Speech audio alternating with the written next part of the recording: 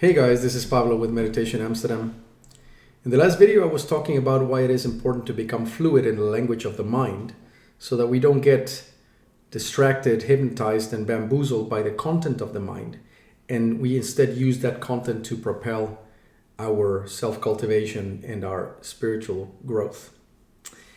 And I mentioned that I might make a follow-up video to offer my thoughts about what it is that makes someone be an alchemist as opposed to just a regular individual. And I think there is a very fundamental difference between those two. And I would like to mention what that difference is, at least in my opinion, and offer some examples of how that difference is applied to the different levels of our experience. I like alchemy as a topic. Not so much the symbology, which is incredibly rich, and the process that it describes of purification of the mind and the rest of it is not too different from that of Eastern traditions or Hermetics. But I don't know, it seems like a cool angle sometimes, and I love the fact that it emphasizes the cleanup process quite a lot. It really centers a lot on that cleanup process, and therefore it leaves little room for philosophical speculation, spiritual bypassing, right? Thinking that you're already there because there's nothing to do. Alchemy would tell you, yeah, you keep telling yourself that, you haven't even started in that case. So alchemy is very, get your hands dirty and clean up your emotional and psychosomatic landscape is very much focused on that, and I like that. So I will give the essence of what I believe distinguishes an alchemist from the average individual, and that is that the alchemist, or rather taking a step back, having recognize that life consists of friction on different levels. The alchemist is someone who, rather than allowing that friction to be dissipated into heat, which is the lowest form of energy that there is, and heat, friction in life could be any circumstance that creates friction in your life, right? Displeasure. So rather than either trying to weasel out of that friction or have that friction become heat, which could be seen as emotional dysregulation or emotional expression, right? Probably the lowest forms of in which that friction could be used. The alchemist uses the heat to generate light. Okay, so friction can generate heat or light. The alchemist consciously uses and consistently uses the friction of life to create life, and does not allow it to squander into heat, nor do they try, as the average individual would, to try to not go into friction. Okay, so the alchemist uses the friction of life and sometimes even creates that friction through certain practices to let that friction come to the surface, that it may be really felt, in order to generate light. And here by light, we don't mean just fluffy pie in the sky light. No, we mean the clarification of the mind. We mean the light of pure awareness. We try to distill pure awareness from a mind that is otherwise encumbered or enmeshed with its own content. Yeah. That is the crucial difference of what the alchemist is trying to do. Some of us learn to do this. Some of us are born alchemists. Don't want to toot my own horn. I believe that I am a born alchemist, not because I'm good at it, but because I have to be, because I'm very sensitive, right? So many of us, through our sensitivity and some degree of cleverness or curiosity, turn out to be geared towards alchemy. And interestingly enough, attracted to its symbols. I was attracted to alchemical symbols since I was a young kid, like Mercury and winged winged feet and things of that kind, which represent the Mercury god. All of them probably coincidences, but very archetypal in nature, which is interesting enough. If I was of a fantastic turn of mind, I would take that as a claim of being the second coming of Mercury or Apollo, or the route that sometimes people take. I just think that these are archetypal expressions of a certain nature that some of us come wired with. And so how does this work in practice? And we could take different levels of our experience. So if we take the mental level of our experience, now on the mental level, friction could be seen as overthinking or very strong cognitive dissonance, meaning we have two ideas in our head and we cannot reconcile them, right? It's like, my partner loves me but treats me poorly, and I can't make heads or tails of it, right? Like that kind of thing. Or two prongs of a decision, and we're pinging between the two of them. We just can't make heads or tails of it. So the alchemist is taking this mental friction and realizing that rather than being stuck on the level of the options or the paradox, the alchemist is trying to create a synthesis out of those things. The alchemist is trying to find the pivot. So if we assume that the two options or the two mental prongs of a dilemma are like the two extremes of a pendulum, the alchemist follows the pendulum back to the pivot. And in doing that, it's constantly creating reconciliation of apparently opposite views. So that rather than allowing their mind, to be linear in nature, the mind is in a constant reconciliation of apparent opposites through the use of dialectics, right? Those of an alchemical turn of mind love to play that game. We love to always see the other argue the opposite side of any case, and then to come to some sort of synthesis of how both are possible in reality, and how to create a broader view of reality, a reality that encompasses both prongs of a paradox or a decision or anything of the like on the mental level.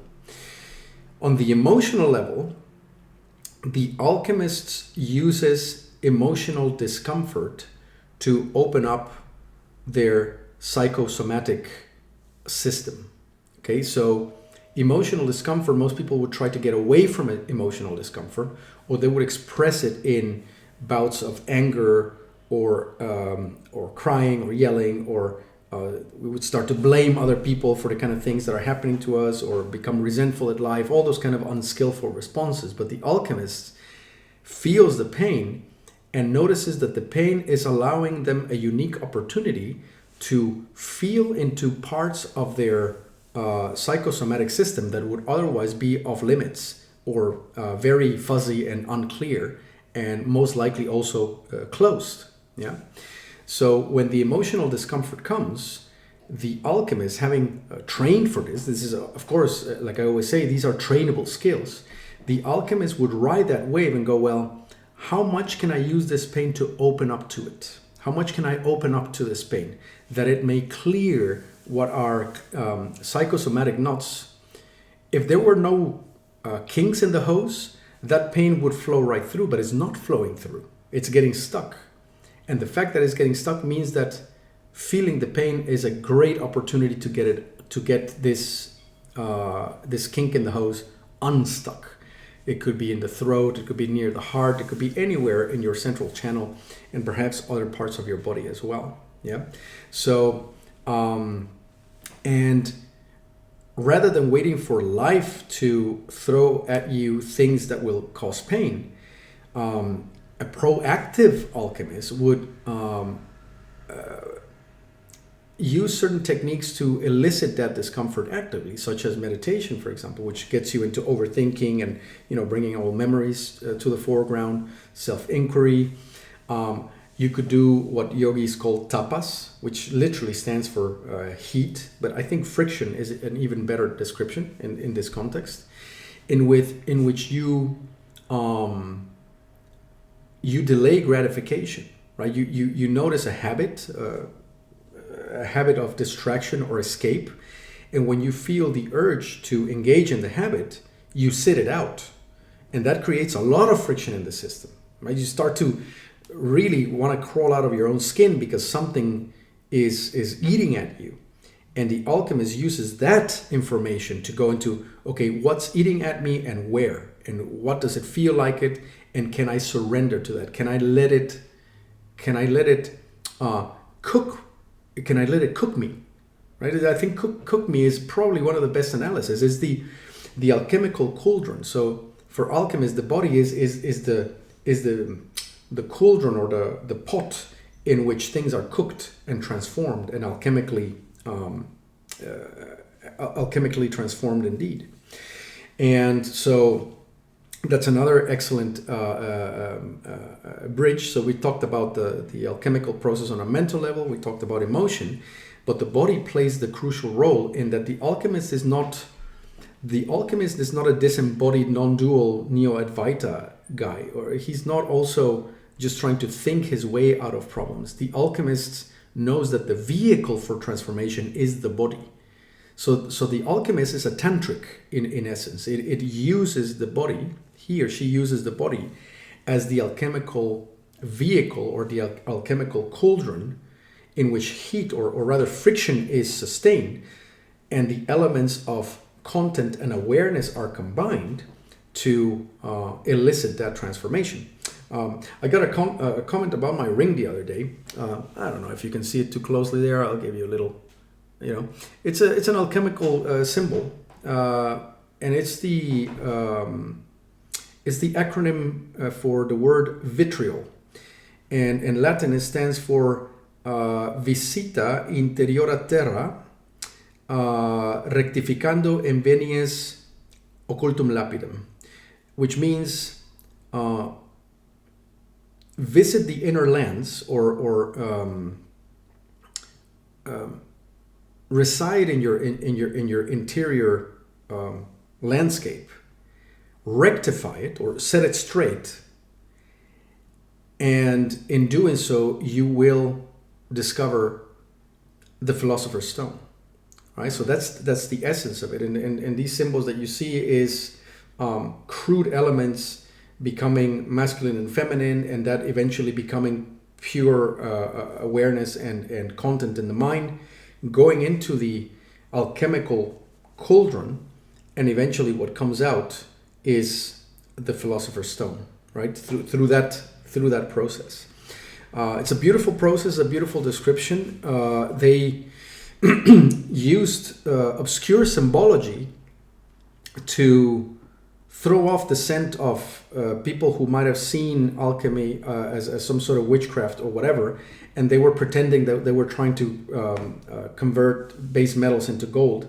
But those who really knew what it was about knew that it was an internal alchemical process that they were pursuing through very specific practices. And I think it's a very interesting framework to consider. It is in essence no different from Taoism or the yogic traditions or the Advaita when properly understood. As I said, it's very tantric in that it is very intent on using the body, because it understands that at least for quite a while, a lot of what needs to be resolved in order to cultivate a better system is that we are dealing with a huge amount of psychosomatic impurities in the system, or things that have gotten stuck during our developmental years, which need to be unstuck. And that's what they call the nigredo phase, right? Is getting rid of all the impurity in the system, and that produces a different kind of system with which very high levels can then be reached, because it's a system that is no longer encumbered with or having to spend all its energy in dealing with psychosomatic negative hang-ups and things that have us stuck in our head and dealing with unpleasant feelings all the time. A system that has to deal with that all the time is not a system that can be in a creative state of mind, right? It's just constantly putting one fire out after the next. So they understood that very well, and that's where a lot of the processes that they describe come from. But regardless of what the alchemical tradition was about and the descriptions and symbology of their processes, I thought it would be very interesting to share with you what is the mentality and the inclination and the interest of someone who can be described as an alchemist, which is, very simply speaking, someone who leverages the friction of life and in fact increases the heat on the cauldron, right? Creates their own friction in order to propel self-cultivation and growth, compared to the general population, you could say, which is only ever really trying to escape the friction of life if they can. Most of us don't succeed at that either, but if we can't escape it, then what we do is we nag and complain and project blame all over the place, and we express our distaste for things rather than and therefore let that friction escape in pure heat, and nothing has been transformed, right? Like you could take a lot of action that way. You could take the friction in your life, express it in action, and transform nothing. And that is a very, very important thing that the alchemists understand. They understand that it is using that friction for the internal transformation first that doesn't preclude taking action, but vacuous action without the transformation part gets us in a repetitive cycle where you end up being, either an alcoholic or a workaholic, a people pleaser, or any such thing, because it's action that is vacuous of transformative light. Yeah. So it's just it's a more elegant form of heat, and perhaps one that does solve or put out fires in the short run, but it is not the kind of thing that we're looking for when we are doing a deeper cultivation journey. So I'm very curious to hear what you guys make of this one. I was quite keen on talking about it since I made the last video. So share your comments in the comment section, and if you think that other people can benefit from this content, then your subscription is super valuable to me, as are your likes and sharing of this video. So thanks for watching so far, and I'll be back with more pretty soon. Cheerio, and bye-bye.